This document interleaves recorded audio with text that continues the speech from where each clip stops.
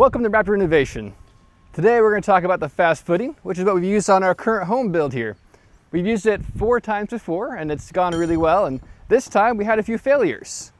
So we're going to look into where they failed, how they failed, why they failed, and I guess spoiler alert, they failed because of probably poor installation. But we'll talk about how we fix it on the fly during the concrete pour. So this is the first place where we had a failure in our fast footing. So what we have going on here is we're doing our pour and our staples pulled off. So as you know, your fast footing, it goes over the 2x4, you staple it every 8-ish, 12-ish inches, and that is all it needs to actually hold up on here while you're filling it up and not roll in. However, it failed here. Well, because I did not staple it enough times in enough places. As you can see, I had only one single staple in this entire run for some reason. I don't know how that happened, but somehow I missed the staples. And what happened is it sucked itself in as we were pouring and almost busted out the side right here. But what we did is as soon as you heard it go creak, creak, creak, creak, as it's pulling those staples out and ripping the material, we stopped. We went, poured on a couple feet past it and came back and put a little more in it. And then kept going on and came back and put a little more in it. What that did is it gave time for the bottom here to set up a little bit. And as this bottom set up, it gave it the structure it needed to not blow out right here and cause a big old mess. We had another failure in our fast footing, but unlike the other side, this was not caused by failure to staple on the right increments. So we have our staples every 8 to 12 inches apart here, which has held up just fine for the rest of it. But what happened here is when I was pouring it, the sack folded in on itself. So when you're doing your pour, you want to make sure you have your sack pulled out taut or pulled out kind of wide when you're pouring in the center of it, and then the concrete will go out and push out the rest of the way and make that nice bell shape on the bottom.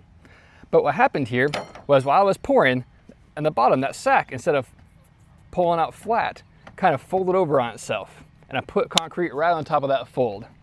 And that weight of the concrete did not allow that sack to spread out. So what happened is we had way more tension on that sack as we were filling it up than we should have. And that is what pulled it off on this side. Now, this one was a little bit more severe than the other one we saw first, but quick and easy fix. We just shot some concrete in behind it to keep it from flowing out and to hold this board in place, and then came right back over and filled it back up again and kept on going. So it failed, but it took all of about 20 seconds and a little bit of extra concrete to keep that from turning into anything major to worry about. Now this is the last little point where we had our failure on our fast footing.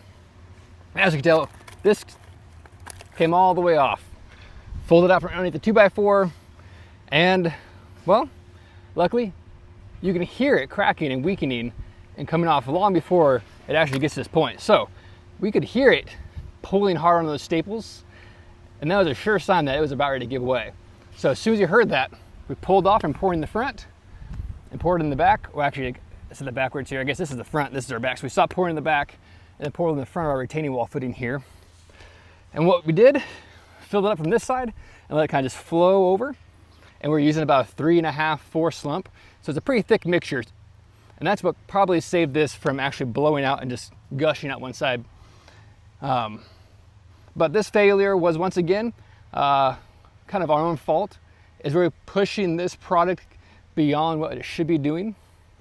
These are our fast footing sacks that we use for the 24-inch wide by 1 foot deep footings for the rest of the home and the garage. But this here's a retaining wall, and we wanted to give an extra foot on this side and increase the bearing load this retaining wall can hold back. So we used the same fast footing sack for the 24x12 and stretched it to the very brink of how much it could do. As you can see, we have just a little bit of extra fabric sitting on that side, and on this side too, we have a little bit of extra fabric on that side. And we just wanted to see what happened. And it worked out. This is the only thing that had any issues is one spot. Everywhere else it poured in just fine. But what we had to do to prep for using the sack in this manner was we made this footing exactly on the dot the 12 inches. What that did was take away any extra slop of it going down, which will take more fabric length to actually fill up the footing. So by making this a perfectly flat bottom at exactly 12 inches, this sack, except for this one spot, did great. Now in hindsight, I probably would have ordered a roll of this, wider sack and not had to worry about it, and it would take a little less time prepping it, but we didn't do that. And this sack takes about 2 weeks to get here from Canada. So we didn't have 2 weeks to wait. We had to make it work with what we had. Andy's calling, decline. Yeah, got him. So this was not a failure. This is actually a pretty cool success here. We have ourselves about a 7-foot tall step footing going from a garage down to our basement.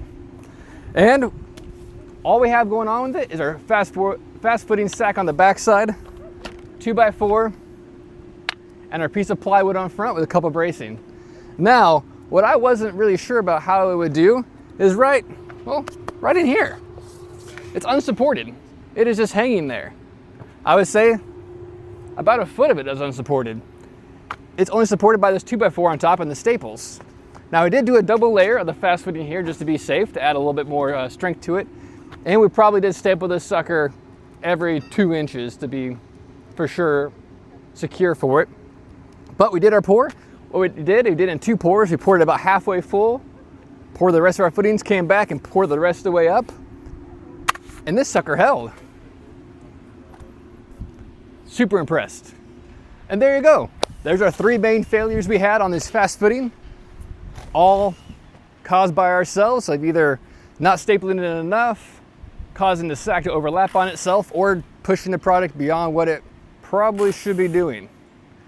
So, if you have any questions about the fast footing, leave a comment below and we'll see if we can answer them. If not, we'll make up a really funny answer to put in there instead for you.